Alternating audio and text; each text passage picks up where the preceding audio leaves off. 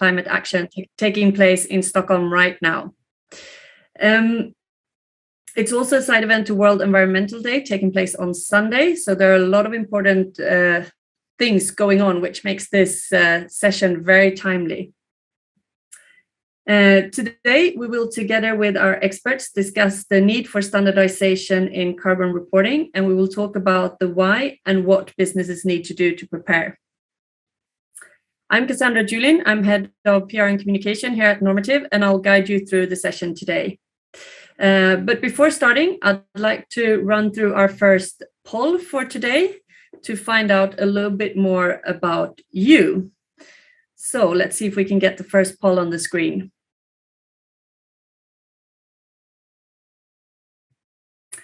So, do you measure your carbon footprint today? Yes, no, or I don't know. There are no right or wrong answers. This is just us being curious. What's your experience and what background you're bringing to the session today?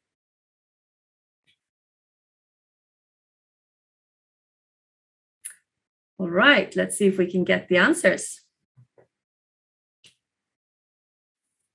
55% do measure their emissions. That's great news. That's measurements is the first step in reducing your emissions. So that is really excellent. But I see there are still a long way to go, with 44% still have not taken this step yet. Also to inform you that this webinar is recorded, so it will be available to share afterwards. For today's session, we have first a fireside chat, and then we have a presentation, and then we're going to open up for the panel. So please, throughout the webinar today, use the Q&A session to ask your questions, and we'll try to answer as much of them as possible in the panel session. So while we're at it, let's go for another short poll to find out a little bit more. So the next question coming up on the screen shortly is your business required to report carbon emissions by legislation? And again, yes, no, or I don't know.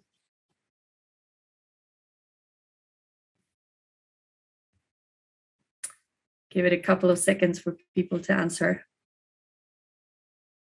This is a trickier one because the legislative landscape is also changing very rapidly at the moment. So let's see the results. Yeah, 17% saying that yes, and 21% actually don't know. So thanks for sharing your thoughts. Let's jump into before jumping into our first speaker, let's talk a little bit about Normative and who we are running this webinar today.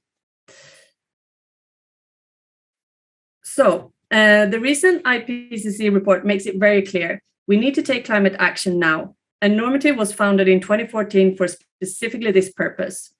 And this makes Normative the world's first carbon emission accounting engine. So Normative aims to standardize the otherwise inconsistent, expensive, and people-intense process of carbon accounting. Our software as a service automates emission calculations by assessing all transactions, invoices, and we provide insight and guidance to companies on how to get to net zero. So gather your financial data and upload them to Normative, and we map all your transactions, your invoices, and your supply chain and calculate your carbon footprint. We highlight your emission hotspots and suggest the best initiatives with the greatest climate impact. And Normative shows you what initiatives have the greatest climate impact, and our experts will help you devise reduction roadmap and find high quality climate investments for emissions that you can't reduce. So here are some examples of customers that we're working with currently. And furthermore, we work on top of the business that we work with globally. These are some of the initiatives that we engage with. So Normative is also the carbon accounting provider for the UN-backed SME Climate Hub, which is part of the United Nations Race to Zero campaign, which aims to drive change to a decarbonized economy. So with that, let me welcome our first speaker, Christian Rönn, CEO and founder of Normative. Welcome, Christian. Thanks for having me. Hi. So help us set the scene. With this background, where do we stand right now? Like 50 years after the need for climate action and world leaders are gathering in Stockholm right now. What's your take on this? We have simply failed to act for 50 years. We have known about it for 50 years and we have failed to act.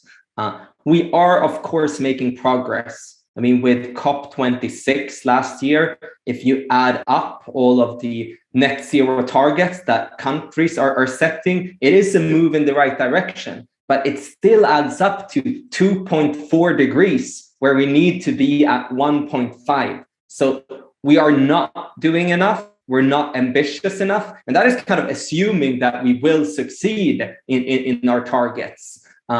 So we need to do more, but it means that we need to do more in an exponential pace in order to stay for 1.5 to stay alive. And with exponential, I mean we need to slash our emissions in half every single decade. That is non-optional and non-negotiable unless we want a dire climate catastrophe, to be quite blunt. And whose responsibility is that to make this happen? Yes, it is. It is the responsibility, I think, of governments and countries to set the right frameworks and provide the right incentives. But if you look at who is releasing carbon emissions, I mean, it is mainly companies within the jurisdictions of the countries. And so it is a huge responsibility on companies to do it. But it's also a really exciting business opportunity. I don't think we have a single other example where we can essentially almost predict where the world needs to be in 30 years. So if you are the first mover in terms of implementing the right technologies, if you're the most ambitious when it comes to net zero, you can really differentiate yourself compared to the competition and stay ahead of the game and frankly, stay relevant. Thank you. I fully agree. That's a great point. And also knowing that legislation is going in a direction, being ahead will pay off for those businesses. How does emission reporting work right now? And in what way is it not standardized, in your opinion? So right now, it is a little bit of a wild west out there. And what I mean specifically by that is that if you take the carbon disclosures of different companies that are reporting their carbon emissions, which is still, a small minority of companies. But if you compare those carbon emissions, you're not guaranteed to actually compare apples to apples, because different companies might have, Excel spreadsheets, their own Excel spreadsheet models where they include different aspects. Some might only account for business travel and transport in their scope 3, whilst another legal entity or company might account for their entire, purchased goods and services and investments and everything else. So it's not entirely clear if the scoping is comparable, and it's not entirely clear that the methodologies that companies use to calculate their emissions are comparable either. And what do you think is like the main problem with this lack of comparability that you see in standardization? But I think the main problem is that stakeholders expect comparability. So we need to move 100 trillion from non-sustainable to sustainable activities in order to reach the decarbonization. And obviously, investors and asset owners and banks and everyone else, or just like, regular consumers and procurement managers, they want to know, are these numbers comparable so they can make the decisions based on robust metrics? The same way you can kind of trust as an investor that the profit and loss statement of one company in one industry is comparable to the profit and loss statement of another company in another industry. Yeah. So unless we actually have a rigorous accounting kind of standard and methodology that is comparable, it is going to be very, very hard to compare apples to apples. And I think there's also a kind of more, sinister problem at play, if you will, which with lack of standardization, it's hard to tell if if you're doing the right things in order to go towards net zero emissions. So I'm afraid if we don't standardize, there might be a situation in 10 years in the future where everyone essentially claims to be carbon neutral, but we still see global emissions go up. And it might be entirely because of lack of standardization, because not all carbon emissions are included in the carbon accounting of all of these companies that are claiming carbon neutrality, which is not the fault of the companies, right?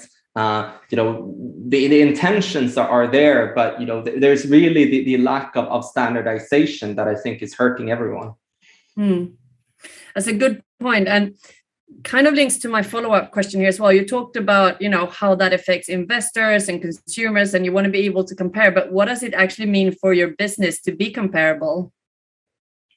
So I think what it means that you have a level playing field where the companies that are doing the right things and are taking the right actions are actually more competitive. So I think we need to go from just having words and talking anecdotally around the things we're doing for climate to be obsessed about numbers and metrics. The same way we're obsessed about numbers and metrics when we do any other investment assessment based on the P&L. We're as an investor or even as a consumer, I'm not just gonna trust someone because they say so. You kind of need to show the data. So I think it's in everyone's interest, and especially in the interest of all of the companies that are super ambitious around their net zero target and that are putting significant resources into doing the right things. You want that level playing field, essentially.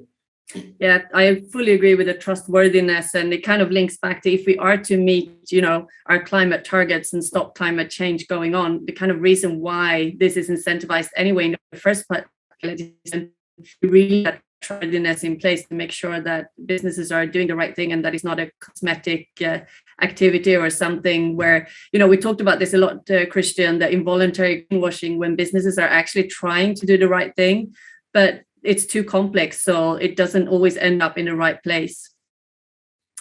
Yes. So thank you, Christian, for your insights. We're going to address this more in the panel where we're going to see you again. But before that, we have, let's do another poll again with the audience to see where we stand. So are you currently able to compare two businesses in their sustainability work, in your opinion? I mean, this is obviously a very subjective question. So yes, no, or I don't know. Let's get the results up and see what you think.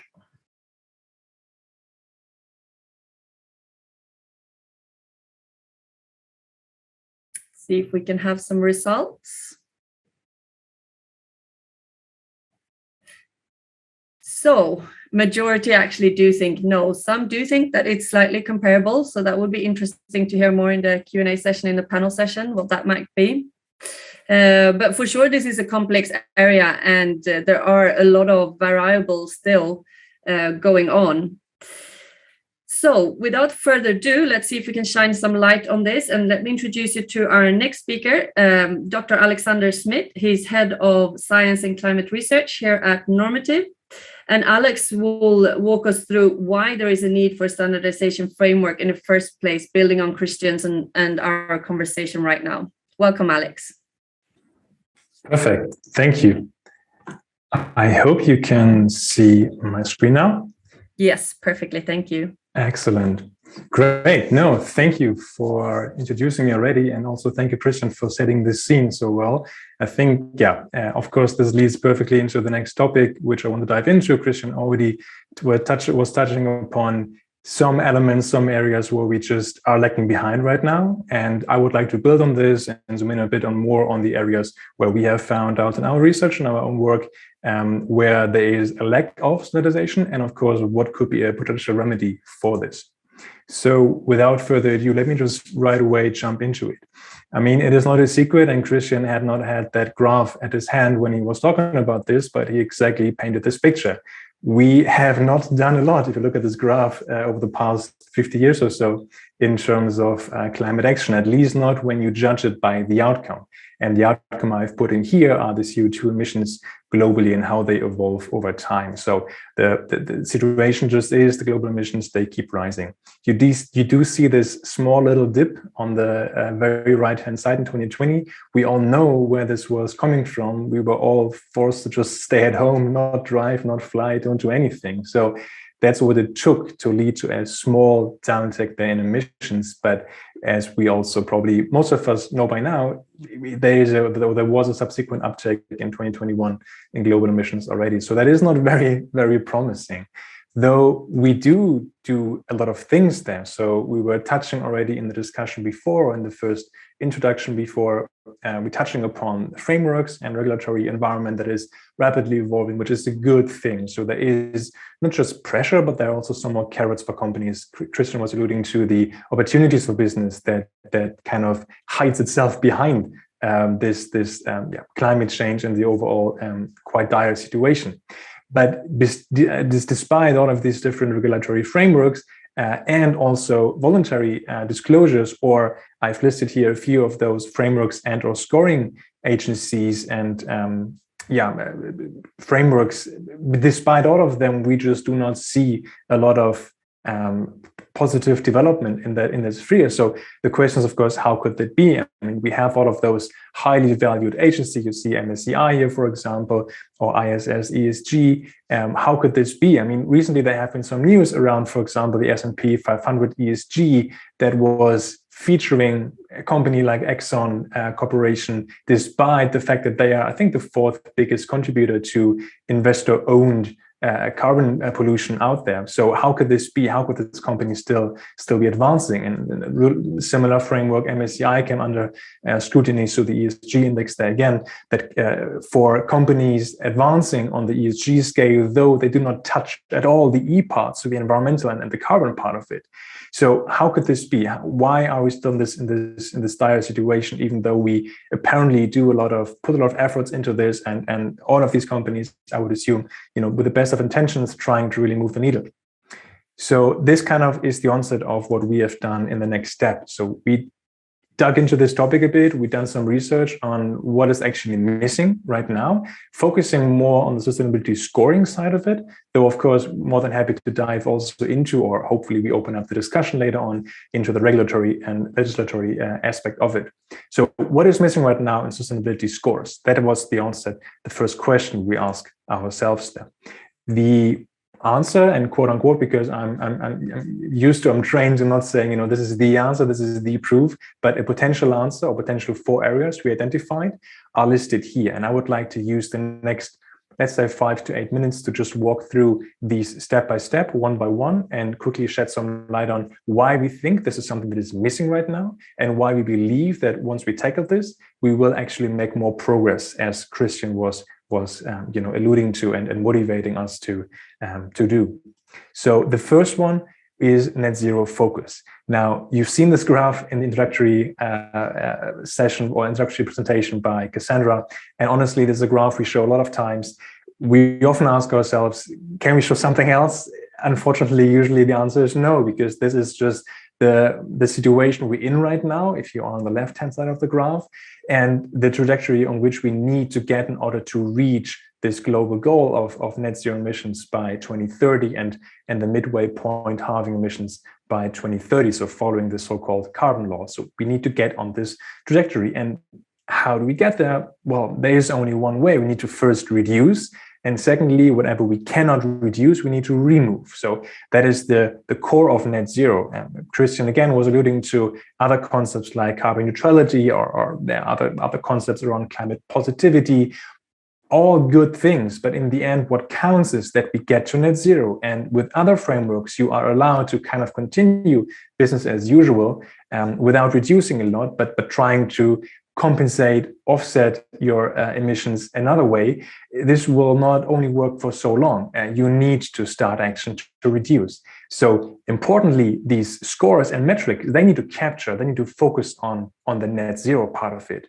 Now, I do not want to downplay at all the relevance of the other pieces of the ESG puzzle. very, very relevant. The social, the governance aspects of it, highly relevant aspects. Companies need to take action on this.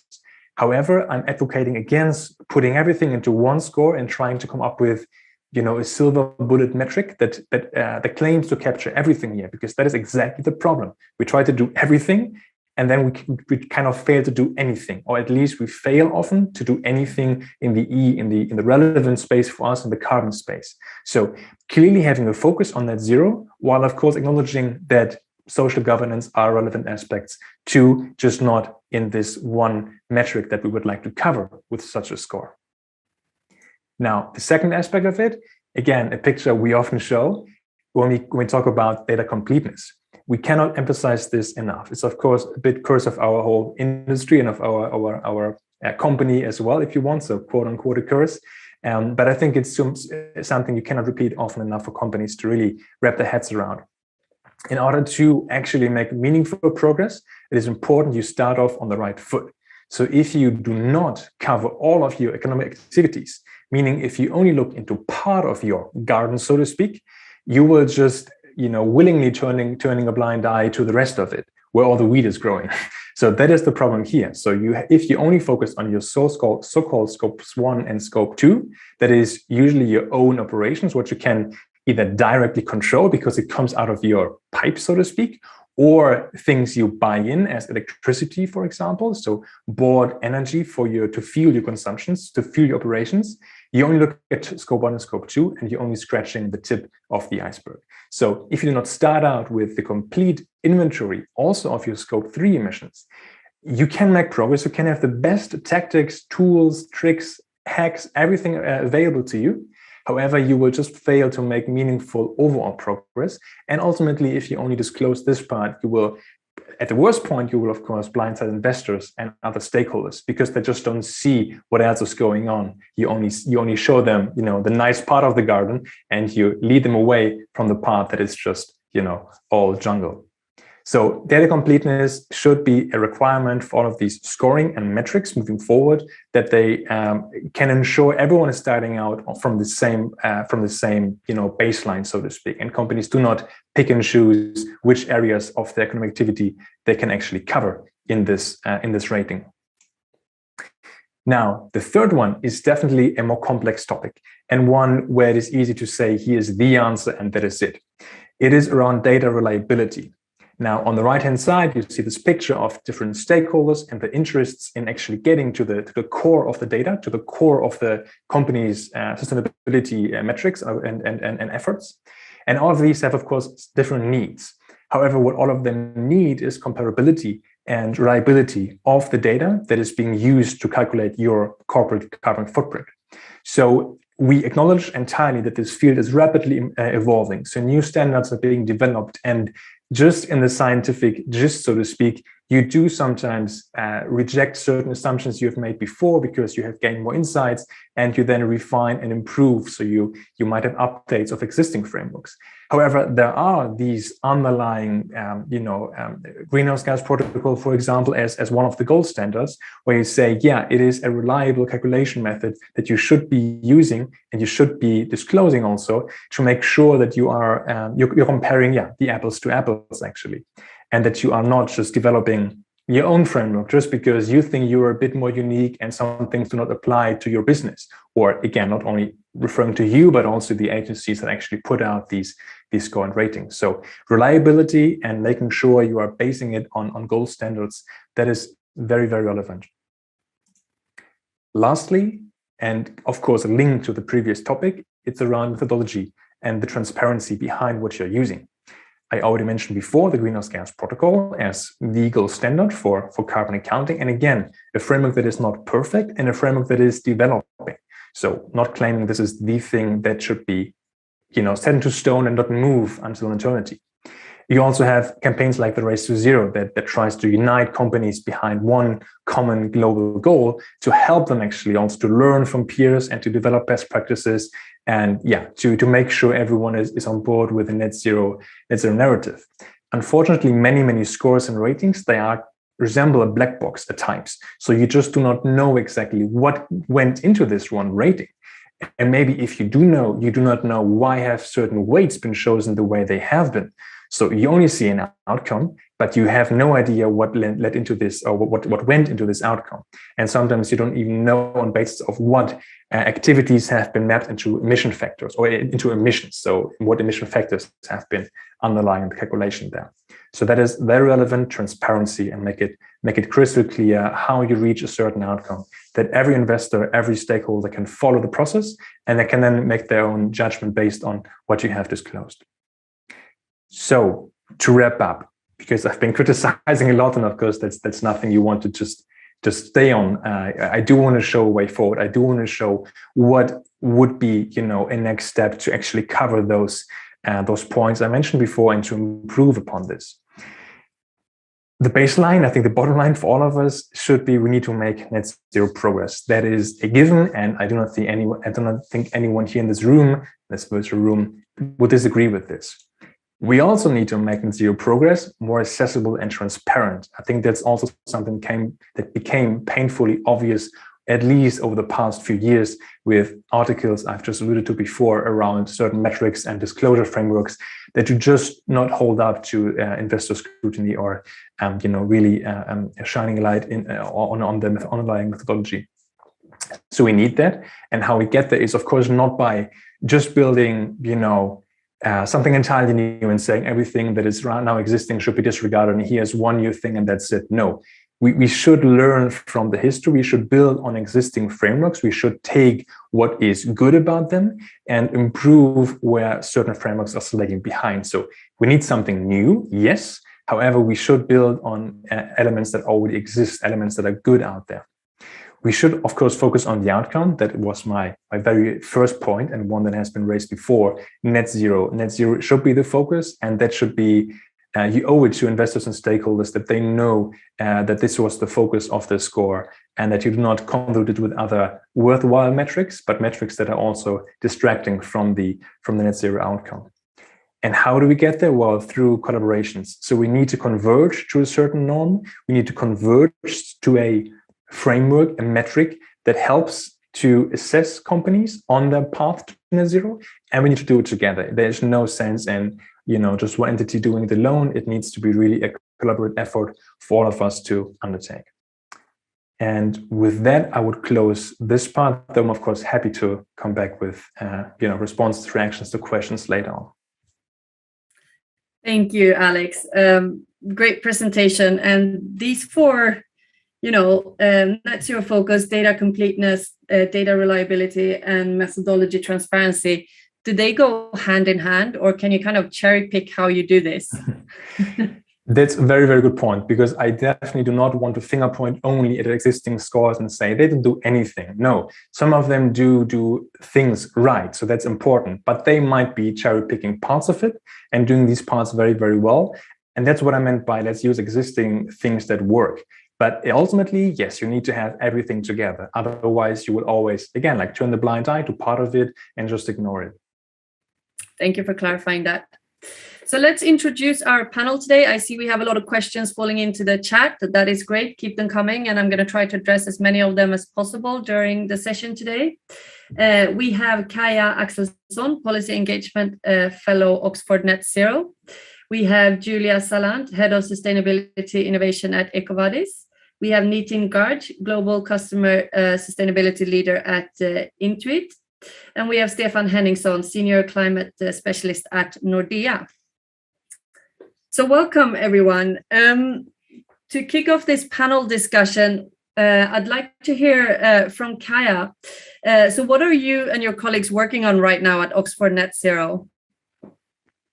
So much to be done in this space. I'm so happy to share the panel with so many people doing good work. Apologies, Kaja. I think there's something up with your sound. Why don't we see if we can figure that one out? Maybe unplug your headphones to see if that works.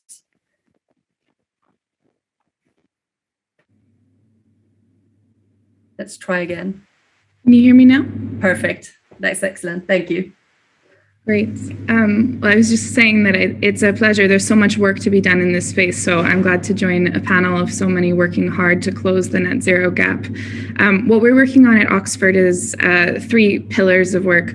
One is progress tracking. So we have something called the zerotracker.net, which shows pathways to net zero, both in terms of commitments made, but more qualitatively, what underlies those commitments, whether those commitments have credible offsetting strategies or robust interim targets, whether they have timely targets that kind of represent a fair share, and whether those strategies have transparency, governance, and tracking to ensure that they're delivered on. And so we're coding 4,000 entities within that 2,000 companies. And you can read our most recent report very soon on that. One thing that really alarms me based on our progress tracking is that what we find is that our last year, when we did a stock take of our whole data set, we found that only 50% of the largest companies in the world were setting a net zero target. And within that, about 30% did not have their scope 3 target or only had partial scope 3 coverage. The good news is that we can't keep up with the coding fast enough. There has been a real tide change on scope 3 coverage in particular. And that's because we see another piece of pillar that we're working on is policy work. We're seeing a shift in the landscape. Scope 3 coverage, as Alex mentioned, is absolutely becoming just common practice. Of course, that comes with data challenges and, careful proxy data until we get, good original primary product level data is the start. But I also really wanted to underscore, I think, one of Christian's points that we can't just get caught up in the measurement. We have to take action now. And so the final pillar of work that we're doing at Oxford Net Zero is pointing towards practical solutions and decarbonization levers. And what I would really like to see, speaking of comparability, we have a problem in the greenhouse gas protocol with comparability at the moment with the way that scope 3 data is gathered and the time horizons on which it's gathered.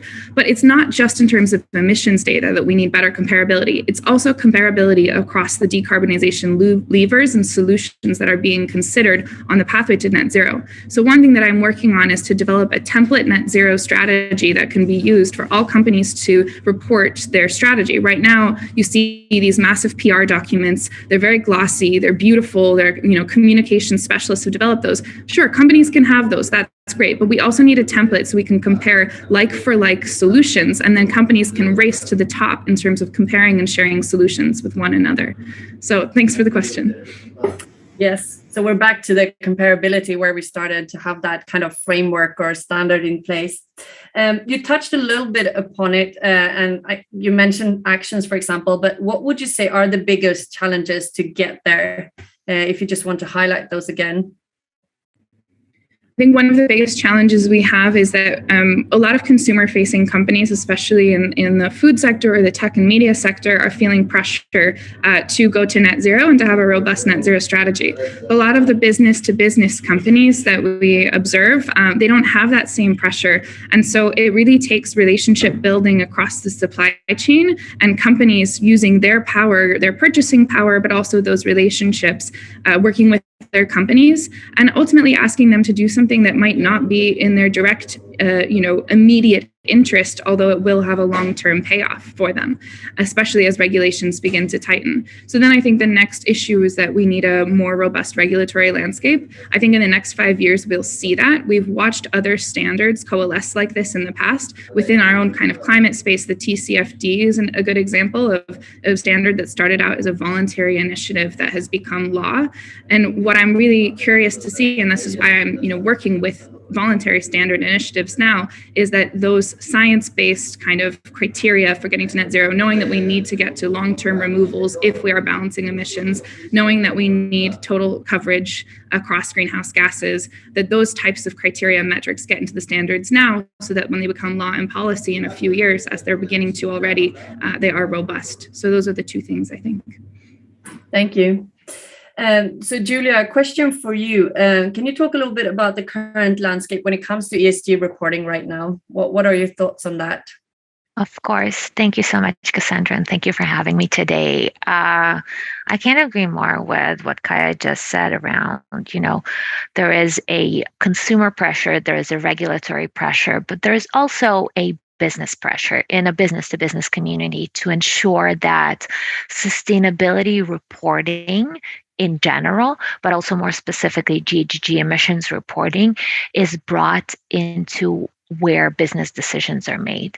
And this I think is really one of the keys in which we can drive performance improvement over time and drive companies towards more deep decarbonization and ultimately meeting their net zero goals.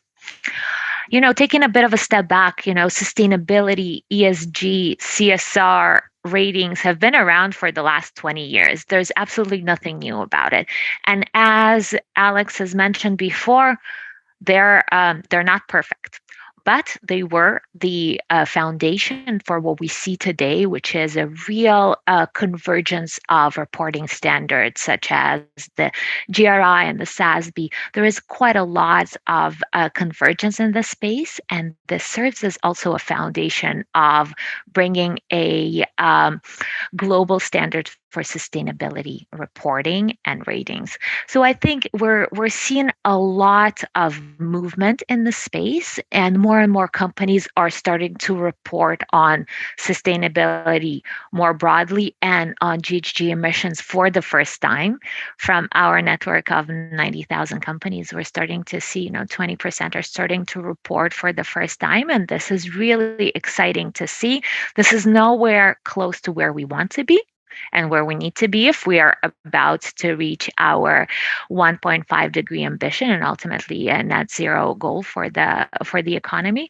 But this is a starting point from which we need to build. Thank you. Nitin, bringing you into the conversation, how would you foresee a standardized net zero score or a standardized framework help with SMB engagement? Thank you, Cassandra. And it's really great to be here, with this esteemed group of panelists. In the SMB space, Intuit has really declared a goal, to work beyond its four walls and help 1 million SMBs actually achieve 50% emission reduction by the end of the decade. In order for us to actually be able to get there, something along the lines of a net zero score and the framework that I think that Normative is proposing today. I love the simplicity of it in terms of how reliable is your data and how complete is your data, and showing it along sort of a two-dimensional approach of how much data have you shared with us, and also are you making actually progress against those reported emissions. And I think that's core to how we will actually show scope 3 and larger supply chain evolution and showing actually progress in those scope 3 emissions is by empowering small businesses to be able to actually report their data in a way that's easy and also consistent. I see sort of like three core benefits coming out of this as we enable small businesses in the space. One, helping them see where they stand. Just purely, can they actually measure their own business results with an apples-to-apples comparison? Two, are they actually making progress? So as they report up into their supply chain and across their larger supply base, are they actually able to show, hey, here's where I was 3 years ago, and am I actually on the right path? And lastly, as many of you have spoken, the ability to actually compare those results against peers. How do I compare against other peers in my industry with similar business profile?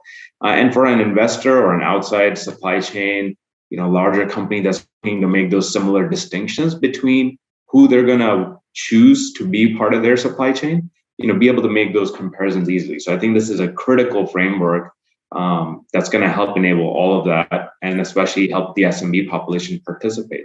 They represent half of the world economy. They don't have full-time sustainability staff like the large companies do. And they really need someone by their side to help make it easy. And I think this framework and the approach here that we outline will help us do that. Thank you. And I think that's very leading, making carbon accounting less complex and more accessible and easy. That would, improve how businesses tackle it. Stefan, you're representing the financial sector here. Can you talk about the challenges you see in the financial sector and also how a standardization would help you. And I think this is an interesting perspective because you're obviously one of the more regulated sectors as well that have to do this per default. So please.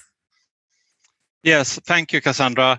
In terms of the challenges, so Nordea Group, I mean, clearly the big challenge for us, we've been reporting our scope 1 and 2 emissions and also scope 3 from aviation and so forth for quite a few years, but it's really scope 3 category 15 with that is the big one. So that is the financed emissions then, and that is different asset classes. So we have joined the Partnership for Carbon Accounting Financials that have, in terms of then doing accounting on financed emissions and setting targets on that. So we have a target then to reduce the emissions from our lending portfolio by 40 to 50% by 2030 compared to 2019, and also to reduce it on the investment portfolios in the same degree. So financed emissions accounting. Then we have listed equity and corporate bonds, good data quality, although, as mentioned already before, even the big corporates don't always have good data, but still a category where we don't have enormous issues with data quality. Then we come to business loans, and when we come to the small, medium-sized enterprises, this is an area where we today mainly use proxies, and proxies aren't good for emissions accounting, and we need to get real customer level data, which is also starting to be pushed from regulation, as you're saying, Cassandra, in terms of EBA Pillar 3 reporting that it's called in the sector. So the capital markets reporting that banks in Europe need to do, then business loans, customer level data, how many percent of that we have is required. And we are big in small and medium-sized enterprises, so we have 95% more clients that are in small and medium-sized enterprises when we have large ones. So this is one of the really big challenges, and it's a big part of our exposure. And the other really big challenge for us is mortgages. So this is our lending to house owners, and also getting reliable and better and better data quality on this. At the moment, it's very much related to emission energy performance certificates, rather than actually having metered data in households, and how that is also then driving emission reductions in line with science is telling us is required, and 1.5 aligning and so forth. So I would say those two are the big things. And data quality score, we are using the PCAF standard on that. There's a hierarchy between level verified audited data score 1 to very, very basic proxy score 5 and the worst score. And where we have disclosed data now, we've been disclosing also what the data quality is of that. And of course, the challenge for us and our peers is to get a better and better data quality, be transparent about that, partly through voluntary agreements and partly through regulation, and then also then drive emissions down, which is also an opportunity for our sustainability linked products. So we're lending sustainability linked loans, which is basically lending to companies that take on emission reduction targets. If they achieve those targets, they get the money, they get a discount on their lending. If they don't achieve, it becomes a more expensive loan. So those products are already out there and linking to the transition. And whether or not data, I mean, this is to clients that already have the data in place, and the scope is defined in the agreement. But that is also something that, of course, needs good data quality. I think I'll stop there on the first round. But SMEs and mortgages, those are very, very big data challenges for us. Yes, thank you. And I think you're touching upon it there, that, supporting those businesses to do the right thing, creating the incentives in place, like you talked about, providing the mortgages, that those that can provide a high quality data is a great kind of way of taking responsibility for your upstream and downstream supply chains. Christian, here's a question for you that's come in the chat. It's really relating to how to avoid double counting, between brands and with scope 3. It starts getting quite messy. Scope 1 and 2 is rather clean if we are simplifying things, but scope 3 does get a lot more complex. Do you want to comment on how to kind of think about that and tackle that as a business?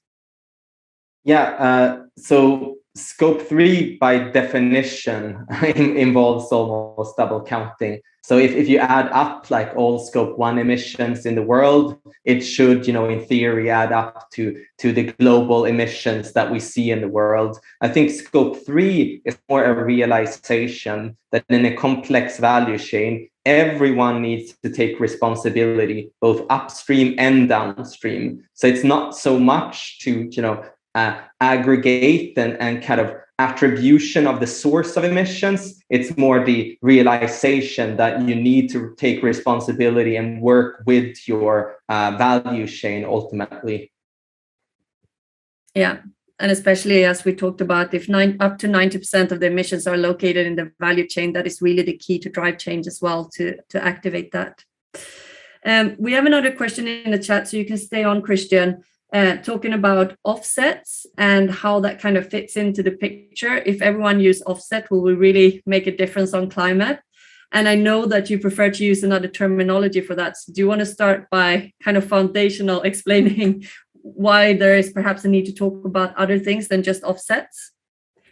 So to be clear, first of all, we desperately need, investments in nature-based solutions. So we need to preserve and restore ecosystems to capture more carbon. We need to plant trees, preserve forests, and so on. But what is really kind of, there's two things that I think are problematic with offsets. First of all, you need to focus on reducing your own emissions and the emissions of your value chain first and foremost. Invest in your own operations, in new technologies, invest in your value chain to ultimately avoid emissions from happening in the first place. Then secondly, at the moment, we really don't have kind of robust ton-year accounting for carbon offsets. So ultimately, when I release a ton of carbon into the atmosphere, if I look over a 1,000-year horizon, that results in 310 or so ton years. So 310 years that all of that carbon stays in the atmosphere, assuming a certain half-life of carbon reabsorption. But when I invest in some of the offsets, I might invest in preserving a patch of land. But that might only be preserved for 10, 15 years. Obviously, it depends on the project, but you need to apply this type of equivalence principle that what I invest in needs to get carbon out of the atmosphere for at least as long as the carbon stays in the atmosphere that I'm releasing. So I think that, combined with lack of standardized carbon accounting, leads to what we call unintentional greenwashing. So if you only account for a small subset of your carbon emissions because you don't know how to account for the whole thing, especially not in Scope 3, so you might end up only accounting for 10%. And if you then invest in carbon offsets of the low quality variety, where carbon doesn't stay out of the atmosphere for a long time, you might end up actually just removing 1% of your emissions, but you still think you're carbon neutral. So what I alluded to earlier in the fireside chat is that I'm genuinely worried about a situation where everyone will claim carbon neutrality like in the next 10 years, but we still see global emissions go up because of lack of standardization, not a lack of goodwill, just a pure lack of standardization. And just cutting all of the companies some slack here, because this is complicated. Companies are being pushed by stakeholders in all directions to take climate seriously. So the lack of standardization is hurting them just as much as everyone else. That's an important point, that this is not something they should do for other people. It's actually something that benefits themselves in the long run, to have an accurate and standardized way to talk about this. Kaya, going back to you, what would you say are the greatest benefits for a standardized framework to be in place? So I think that I'm going to answer this question a little differently to say that the perfect standardized framework does not exist and won't exist, and it shouldn't, because that means that we've arrived, that the science is not evolving, and we're not adding new best understanding of how to get to net zero. And so I'm not actually of the opinion that we need just one standard. Julia referenced the ISSB and SASB. That's a financial reporting standard, and it does a really good job of bringing together all of the reporting requirements that focus on governance, good governance, measurement, and reporting transparency, the stuff that financial organizations are going to ask about. But it's not asking about things like offsetting, removal strategies, reduction pathways. And so we have other membership organizations that are, like the Exponential Roadmap, that are leading companies towards, what actions they need to take.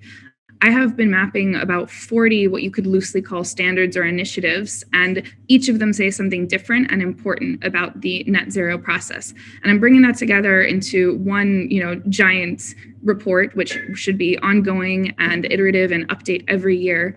And I understand that's frustrating for companies. They just want one standard and they want to feel like the box is ticked, but that's fundamentally not what sustainability is all about. It has to be embedded into the core of your company, and you have to have teams willing to learn what the newest knowledge tells us we have to be doing. And at some point, we're going to have to be working on how our employees and our communities are adapting to climate change. So I'm afraid that's not exactly the answer we want to hear, but I can assure you that in just mapping the standards landscape, I'm finding a lot of alignment. I'm finding that, a lot of standards refer to the SBTI net zero target. Most standards refer to the greenhouse gas protocol. So they're not contradicting each other. You just have to pay attention. And hopefully our team will help you with that a little bit. Thank you. And I agree with you that. Could I follow up on that briefly, actually?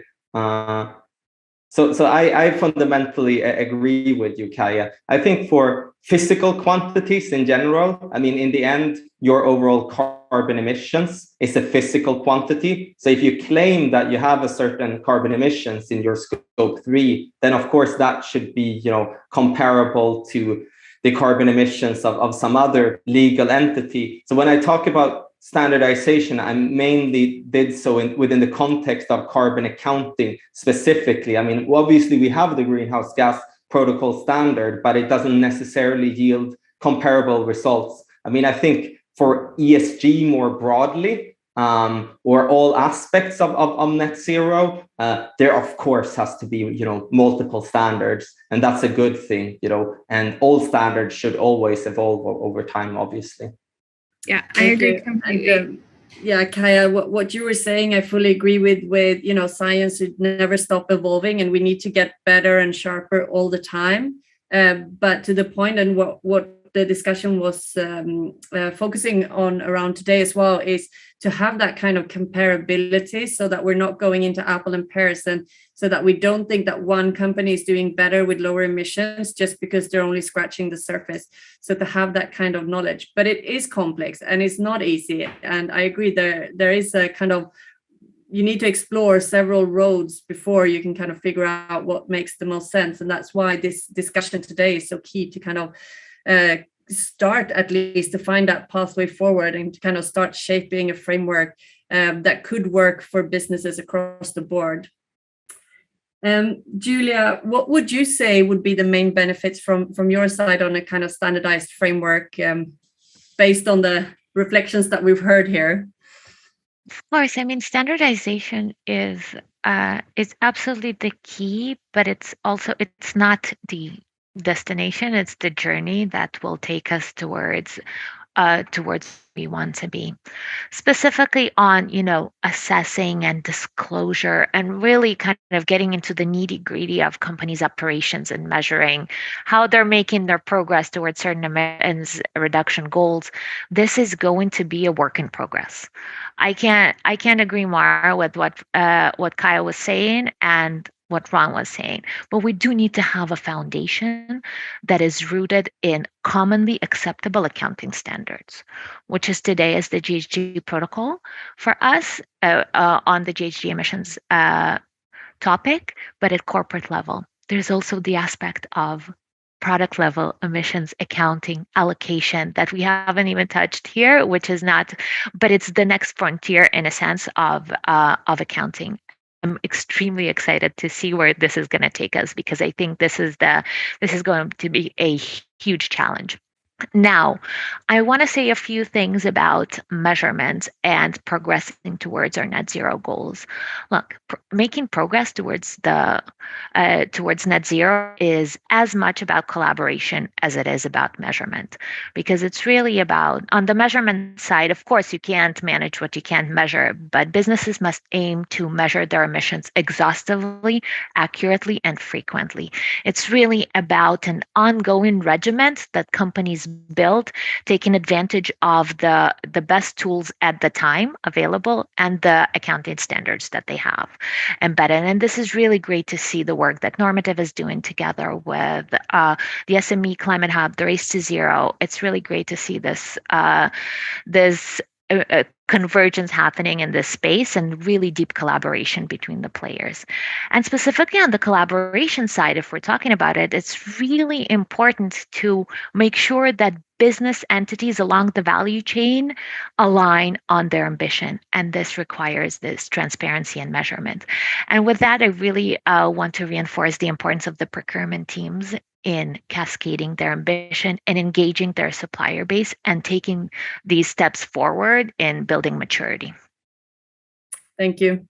For sure, supporting your supply chains, like engaging your procurement teams, will be definitely key going forward. Nitin, what would you say are the main benefits of a standardized framework? Passing the question around the room now. Yeah, it's really, I think, three core areas. One, being able to see easily where a company stands. What is that standard measurement that they can confidently go out and talk about and display in the world without any hesitation for, did I account for things and is this complete or not? Secondly, being able to show progress. So, hey, I'm measuring my footprint every year. Am I actually able to show meaningful progress? My revenues may be going up, things may be changing with my expenses. And how do I compare that in terms of what's my real footprint impact in the world, and how do I tell that story for my customers? And lastly, being able to compare against peers. So how are my peers performing? How might someone be evaluating me or my sector? And can we actually make that very quantitative, objective comparison? Thank you. And Stefan, from your perspective, what are the main benefits of a standardized framework?